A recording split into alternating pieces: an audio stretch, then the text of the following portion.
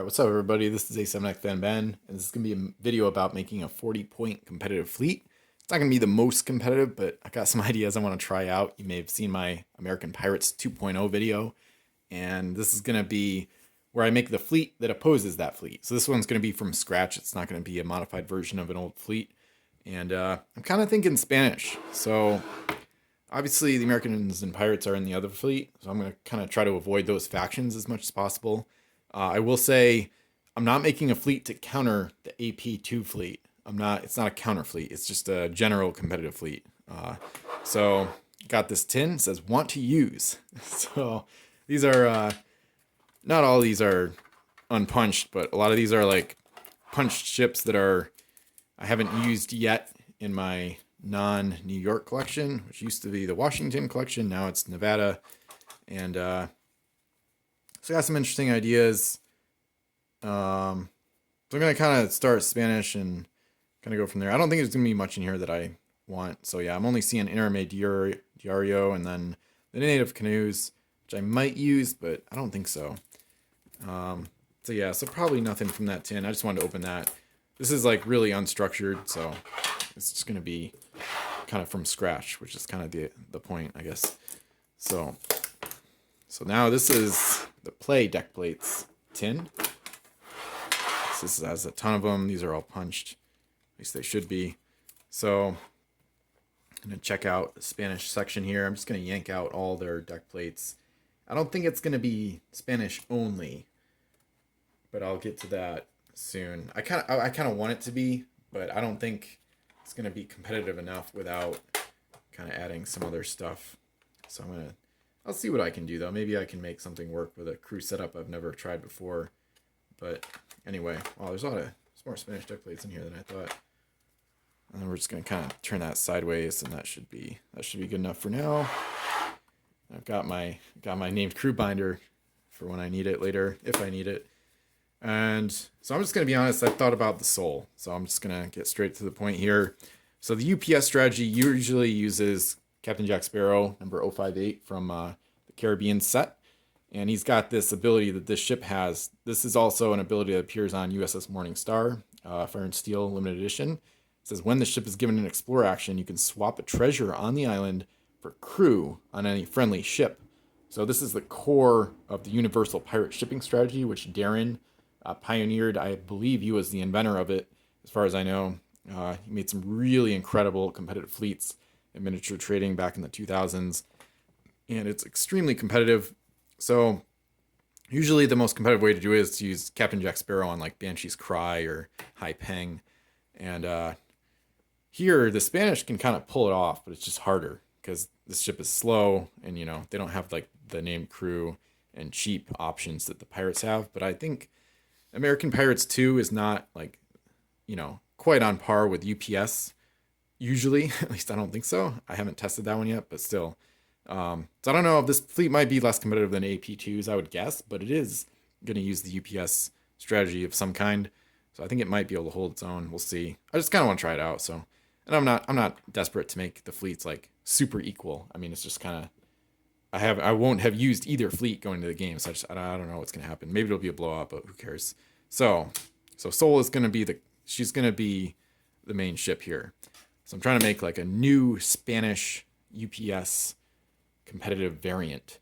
So I think I want to put Savage Shores, Bianco's Haulers on that ship. So I'm just kind of winging it right now. I might display the named crew binder a little later, but right now I don't really want to. I don't know if I'm going to need it much beyond this one. So at the top left, Bianco's Haulers, the ship can't be shot at while docked. So 3-point crew. And that's really good because with events legal for this game, I'm going to use all standard rules, I'm pretty sure. So this fleet is also going to have Hidden Cove. I know the other one does too, but it is a staple of competitive play for good reason. It's a wicked good event, one of the best events, one of the best game pieces ever, really. And so the idea is Soul is really slow. So L speed is pretty crappy for a galley. I just did my pros and cons of galleys video. Most galleys have better speed than that. And it kind of shows the reverse power creep in Fire and Steel. A lot of mediocre filler ships in this set, but at least she's got the ability going for her. That makes her stand out like crazy, actually. So, and makes her go from boring to potentially pretty viable, actually. So she's probably going to get coved out on the first turn. So Hidden Cove, I don't know if it was Lord Stew or somebody else back in the day at Miniature Trading talked about Hidden Cove as a verb, but so she's gonna she's gonna cove out probably on the first turn, and then for crew she's gonna need to redock and explore. So she'll have a helmsman to get multiple base, to get a little speed. She might need that later anyway. She should have a helmsman either way, and then an explorer. So she'll have helmsman, explorer, and Bianco's haulers. That'll fill up the cargo space, and that brings us to 18. So 3, 2, 1 for crew, so 18 total. We're probably going to be working to 45. I'll probably add Anita Amor or possibly a different +5. We'll see what faction I get into. I think I'm going to use the French in this fleet, but just to try to keep it competitive and not stray off the competitive path too much. Trying to make it pretty intense. And so Sol is she's not going to have any cargo space available, but the crazy thing about this ability is you don't have to load the coin. So you can swap a treasure on the island for crew on any friendly ship. So you don't have to load the coin, nor do you have to load the crew that gets swapped. So the Sol is fine with 0 cargo remaining after those crew come aboard. It's not optimal. Usually when you use High Pang or maybe Banshee's Cry, they start with more cargo, and also Captain Jack Sparrow links to all pirate ships. So usually UPS fleets work out a little better on cargo, but with the Spanish version, it's gonna be a pretty poor man's UPS. It's not gonna be anything crazy like UPS 2 or anything. So that's all right. So now I got to figure out the rest of it. So I did have that idea percolating in my head before I hit record here. So now I got to really brainstorm how I'm going to do the rest of it. I want to use La Monarca, but I don't know if I'm going to. So we got 27 points left. So that's not bad. We need to have a ship docked at home that's going to receive these coins that get teleported from the wild island that Sol is at. And the key there is to have at least 1 cargo space for the coin. And I think I want to use a +2.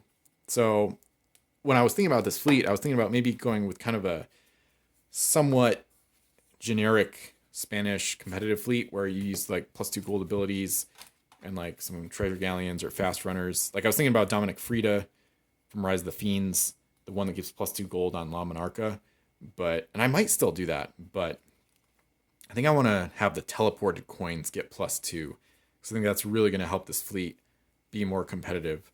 So Algeciras is an option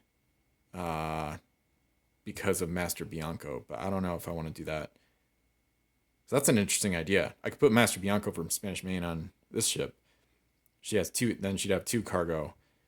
Then I could have another coin, but then I'm over on points if I add a +2 gold crew. So I'm probably not going to do that. Rosario is okay, but she's going to be 9 points if I add, or 10 points probably, if I add a +2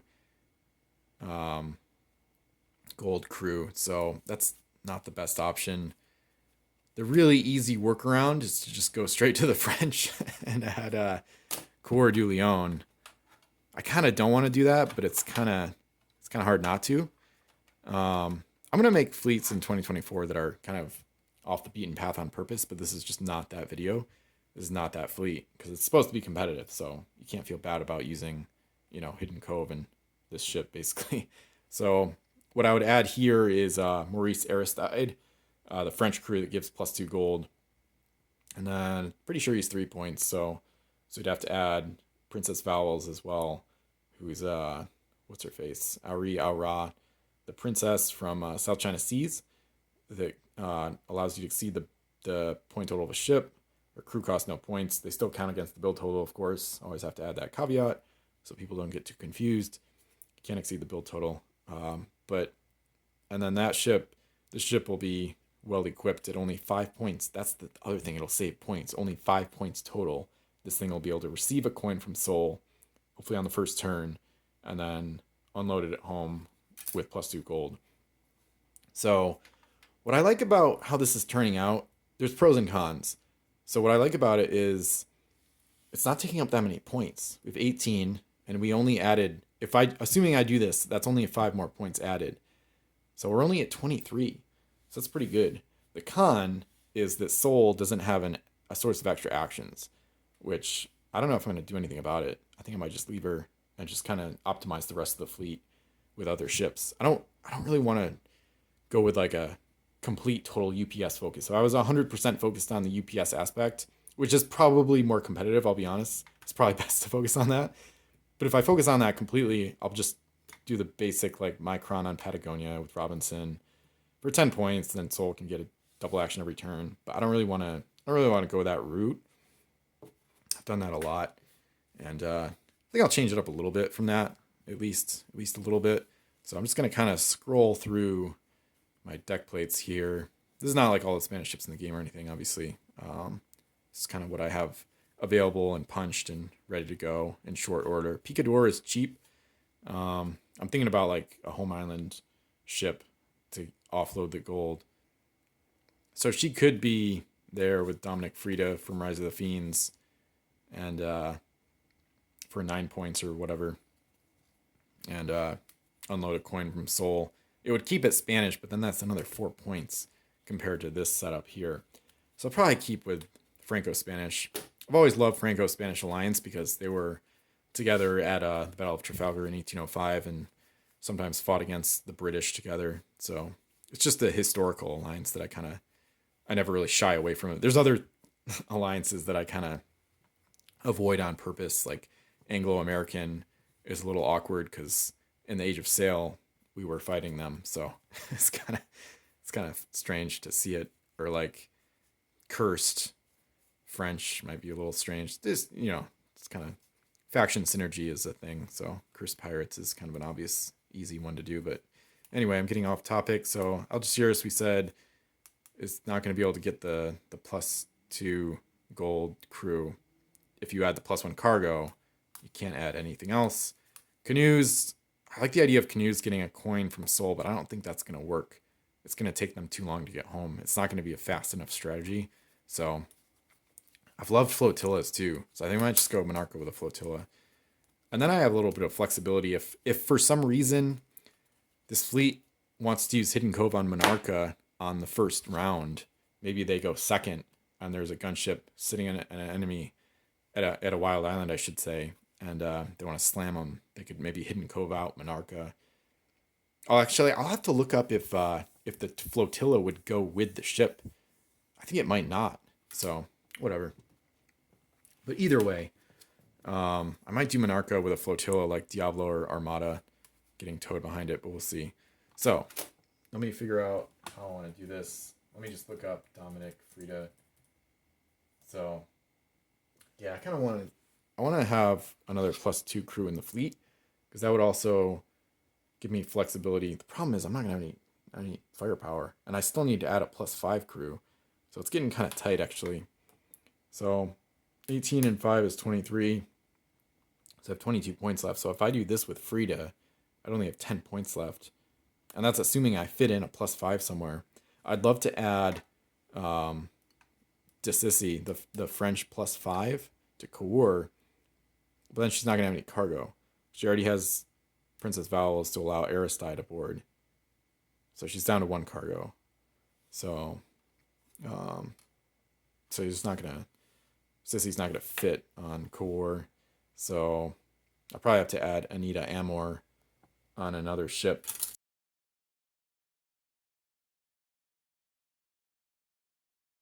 Okay, now that I'm in PSM list adding the fleet, I realized I made an error. Kind of lost track of the points a tiny bit. Forgot about Hidden Cove needing to be in the fleet. So unfortunately, it's going to come to 47 or something like that with Hidden Cove. So to get it under the 40-45 limit, I got to take out Frida, unfortunately, and swap in Explorer and Oarsman on the Monarcha. So lose one of the +2 golds, not great. And so Soul is 18 total. Core total with the Oarsman is going to be 8. I might swap out some of those French oarsmen for 1 or 2 of them might become Spanish, so then the Soul could use them. And then Monarcha, so that's okay. So 26 plus Monarcha is 34, plus Diablo is 41. So we could either add Frida or we could do Hidden Cove and then these other crew. But the Cove, the problem is the Hidden Cove is so essential in competitive play here because Sola is too slow. She's not going to get to an island on the first turn without Hidden Cove. So we need to keep the Hidden Cove in there and cove out the Soul on the first round. Most likely Soul, maybe Monarcha, but probably the Soul. And so we got to ditch Frida, unfortunately. So I swapped him out, saved 2 points by swapping out for Explorer and Oarsman. So there's only one source of +2 gold, but at least Monarcha still has an Explorer, and now she has an extra crew to maybe protect that Explorer and Anita Amor with. So a little worse, but oh well. Just want to clarify that now that I'm actually adding it. Realized that mistake. So anyway, hope you enjoyed the fleet.